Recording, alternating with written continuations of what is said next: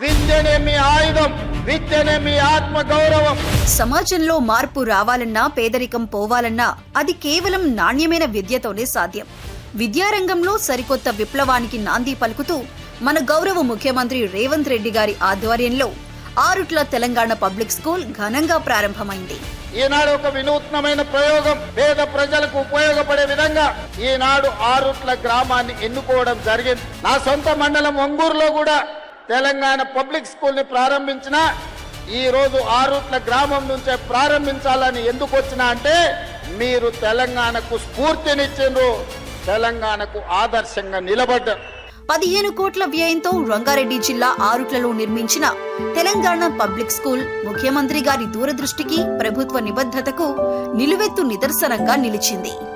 నేను కూడా ప్రభుత్వ పాఠశాలలనే చదువుకున్నా, మీలాగనే గ్రామీణ ప్రాంతంలో చదువుకున్నా.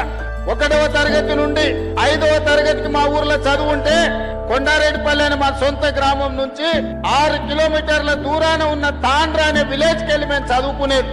కార్పొరేట్ పాఠశాలలకు ఏమాత్రం తీసిపోని విధంగా నర్సరీ నుండి 12వ తరగతి వరకు ఉచితంగా నాణ్యమైన విద్యను అందించే ఒక అద్భుత ప్రయోగం ఈ ఆరుట్ల గ్రామంలో సాకారమైంది. మన భవిష్యత్తులు మారాలి, మన తలరాతలు మారాలి, మన తల్లిదండ్రుల ఆత్మ గౌరవంతో తలెత్తుకొని మన గ్రామంలో, మన జిల్లాలో తిరగాలి అనంటే విద్యలో రాణించాలి.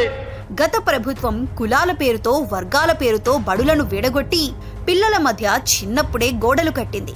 కానీ ఆ వివక్షతను, విభజనను పూర్తిగా తుడిచేస్తూ ఎస్సీ, ఎస్టీ, బీసీ, మైనారిటీ మరియు అప్పర్ కాస్ట్ పిల్లలందరూ ఒకే చోట సమానంగా కలిసి చదువుకునేలా మన ప్రభుత్వం శ్రీకారం చుట్టింది. నేను ఆలోచన చేసిన కుల వ్యవస్థ నిర్మూలన జరగాలంటే ఈ అడ్డుగోడల్ని కూల్చాలని young India integrated residential schools ప్రారంభించి SC, ST, BC, minority, upper caste అందరినీ 25 ఎకరాలలో ఇంటిగ్రేటెడ్ రెసిడెన్షియల్ స్కూల్స్ డిజైన్ చేసినాము.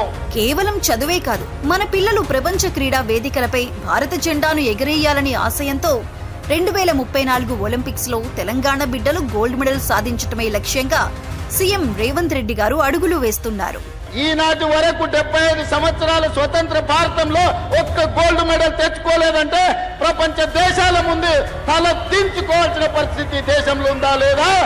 2034 ఒలింపిక్స్ లో తెలంగాణ రాష్ట్రం నుంచి గోల్డ్ మెడల్ సాధించే విధంగా మన పిల్లల్ని క్రీడల్లో తీర్చిదిద్దే బాధ్యత ముఖ్యమంత్రిగా నేను తీసుకుంటా అని చెప్పి ఈ రోజు మీకు చెప్పదలుచుకున్నా. తెలంగాణ వ్యాప్తంగా దాదాపు 27 లక్షల మంది విద్యార్థులకు నాణ్యమైన విద్య, నైపుణ్యాలు అందిస్తూ వారి భవిష్యత్తుకు పూర్తి భరోసా ఇస్తోంది మన కాంగ్రెస్ ప్రభుత్వం.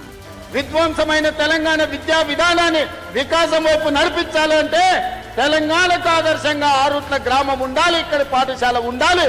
ఉంటుందని 100% నేను విశ్వసిస్తున్నా, నమ్ముతున్నా.